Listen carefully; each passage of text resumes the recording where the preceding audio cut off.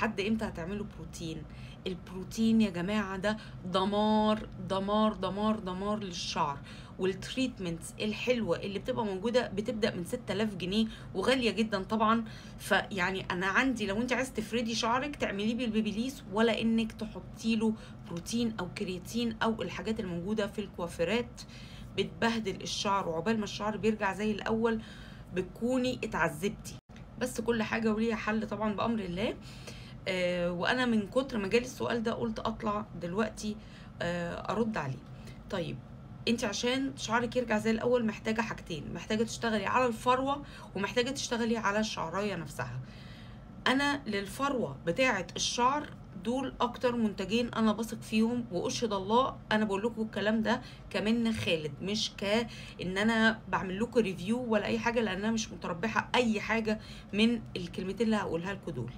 في سبراي التساقط بتاع الشعر بتاع تيتيلو بتاع مقام، وفي الامبولات، وشرحت لكم الفرق بين الاتنين في فيديو. بس لو انت عايزه انبات وشعرك اتصلع من البروتين اشتغلي على الامبولات، ولو انت شعرك بيتساقط وبيقع بشكل هستيري اشتغلي على السبراي بتاع التساقط. خطير وبينعم الشعر وهتلاقي فرق في شعرك in no time.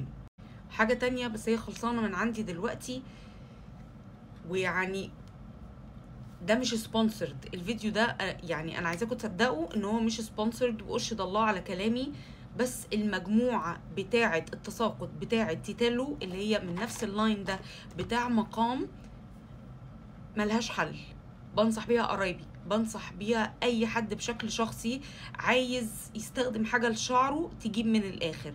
مجموعة فيها شامبو وفيها بلسم وفيها كريم للشعر. المجموعة دي هتغير شعرك. الشامبو ممتاز بينظف كويس جدا وخفيف على الشعر وتحس ان شعرك مرطب. الكونديشنر بلسم وفيه مواد ضد تساقط الشعر وبتحفز الشعرايه وبتحيي الشعرايه حرفيا. الكريم بتاعهم هيخلي شعرك زبده وفي نفس الوقت بيغذيه، ملهمش حل. وتعالوا اقول لكم على حاجه كمان، الديرما رولر او الديرما ستامب اللي عملت لكم فيديو مخصوص ليها، مش زي الرولر، هي عامله زي دبابيس كده بتحطوها على شعركم كده. دي من الحاجات اللي بتفرق جدا، انها بتحفز الانتاج الكولاجين وبتحفز كده الشعرايه انها تصحصح معاكي. دي من الحاجات اللي هتفرق قوي. وحاجه اخيره الفيتامينز خدي فيتامينات للشعر ايا كانت الفيتامينز دي، وخدي زنك بيفرق جدا. واهم حاجه الصبر ان انتي تصلحي شعرك بعد ما تبهدل. واوعوا تحلقوا شعركم، يعني ممكن نقص الاطراف، ممكن نقص البايظ. حلق الشعر ده اكبر كارثه ممكن تعمليها. يعني امي كانت بتقول لي ان الشعريه بتحزن ودي حقيقه. اوعي تقصي شعرك بموس او تحلقي شعرك. الصبر، اصبري هتلاقي نتيجه تحفه. واسفه ان انا طولت عليكم.